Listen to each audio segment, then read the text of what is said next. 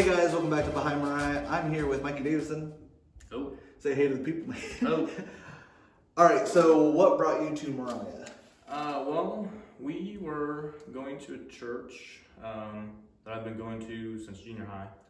And Shy and I, we actually started dating in high school. So we went in high school together. It starts a little later in the morning.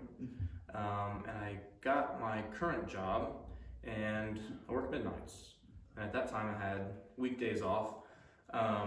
So it was just hard for me to find a good schedule on Sundays because of course I work Saturday night, come home Sunday morning, have to sleep, and then go to work Sunday night. Yep. So it's hard for me to find a good schedule that worked with just being able to go to church, sleep, and possibly do anything else that we had going on that day.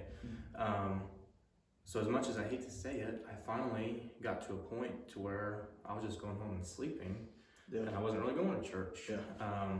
You know, Shy and Corbin were still going, but you know, I'd made that decision to be able to sleep and then get up in the afternoon and hang out with them or go do other things.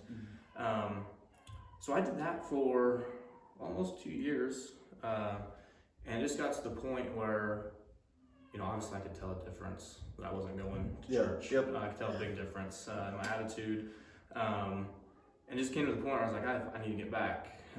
Because during that whole time of Shy and Corbin, we hadn't had the twins yet.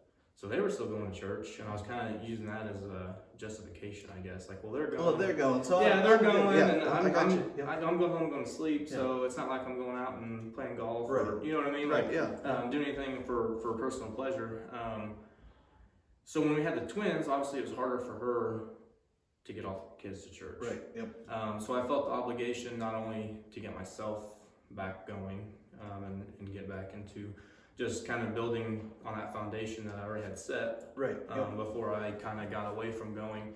But now I felt an even bigger obligation to obviously help her get the kids to church, because now the decision of me not going wasn't just affecting myself, it was affecting them, because now if I didn't go, it was harder for them to go, for her to get all the kids to church. So I mentioned to her one day, I said, why don't we maybe find a church that starts a little earlier? Something that was easier for me to come home, get ready, go, come home and get to bed a little earlier, you know? And it was kind of crazy because at that same time, we have friends that come here, and at that same time, Corbin was getting ready to start coming on Wednesday nights with their son because they're good buddies. So they were kind of working that out. Well, Corbin started coming to Pathfinders, and he probably came, I don't know, 3 or 4 times. And they finally invited us one Sunday. So Shy kind of looked into it, started asking them questions about what time it started, you know. And so we came, and very welcoming, everybody was. And actually know a lot of people that come out here. So, and it was one of those things too, and I put this on Facebook a couple weeks ago. Of course, we had our minds made up that we're going to find something that started earlier. But yes, now I've been going to this church for so long, I was comfortable.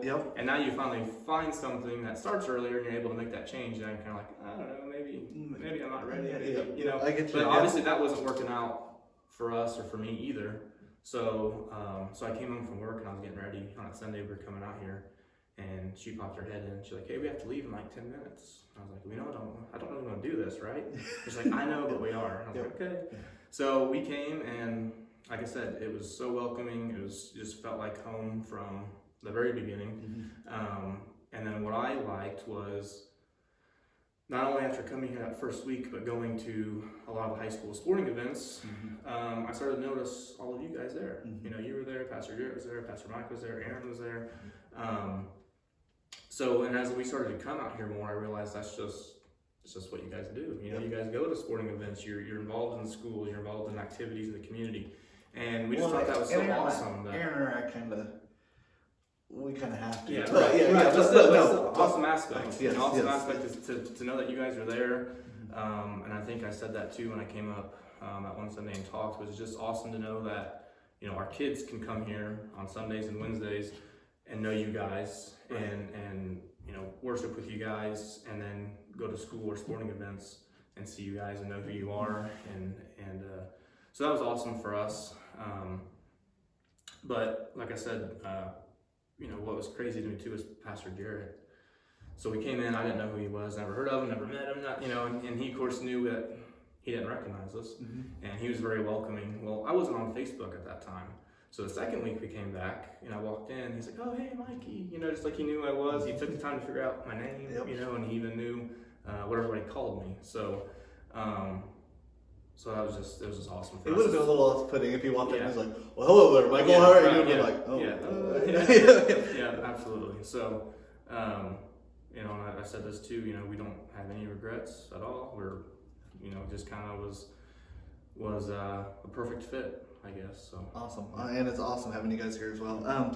So would you say that was the part that drew you in, is the welcoming aspect? Oh, yeah, absolutely. Yeah, absolutely. Yeah. All right, so what is your favorite Bible story, if you could just narrow it down to one?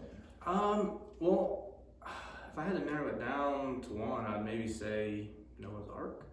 But, in the Bible, I don't know if you know this, but there's a lot of stories on infertility. So several. So I don't know, I can't really narrow it down to the one story because it happens in there a lot, but Shy and I battled with that. So that was something that when I read that now, and I see that in there, that's obviously something that sticks out to me because, for me and probably for her as well, you don't know what that's like. You don't know what that experience is like until you go through it. Right. You know it exists, but you don't really think about it, or you don't really think about the effects that it has on a family until you go through it. So,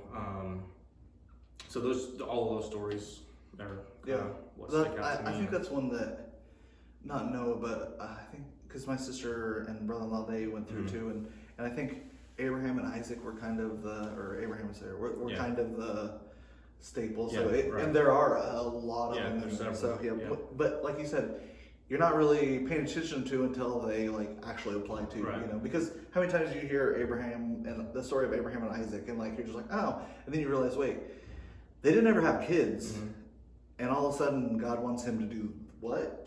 So yeah. All right, so if you had to pick a favorite Bible verse, what would it be? Hebrews 13:8, which is Jesus is the same yesterday, today, and forever. And that's just, to me, that just shows, his faithfulness to us, his love for us. And that just kind of speaks to me as well, because we were going through that battle during the time where I was absent from church. And like I said before, I wasn't absent from church because of any other reason than just my work schedule. Right. I didn't have any bad attitude, or nothing bad happened to where I didn't want to go. It was just my schedule.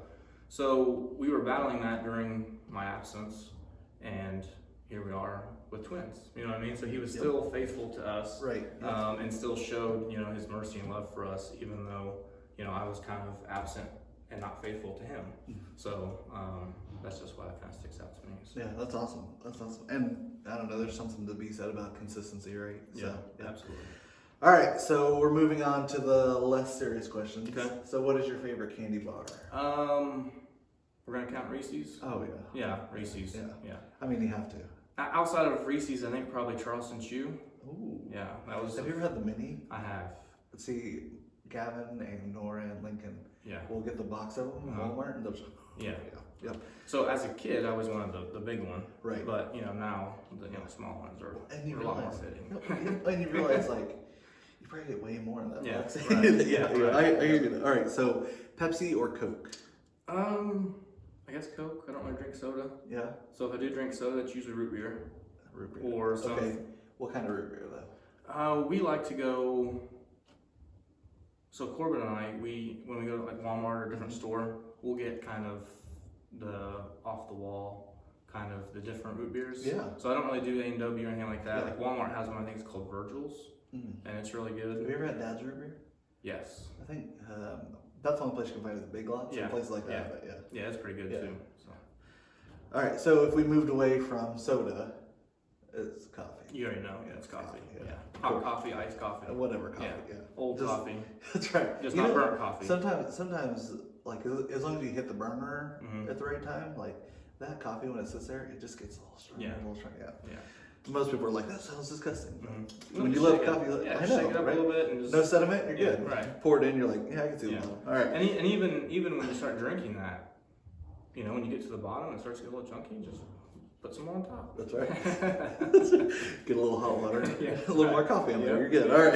All right. So what's scarier, a snake, a spider, or a bat? Snake.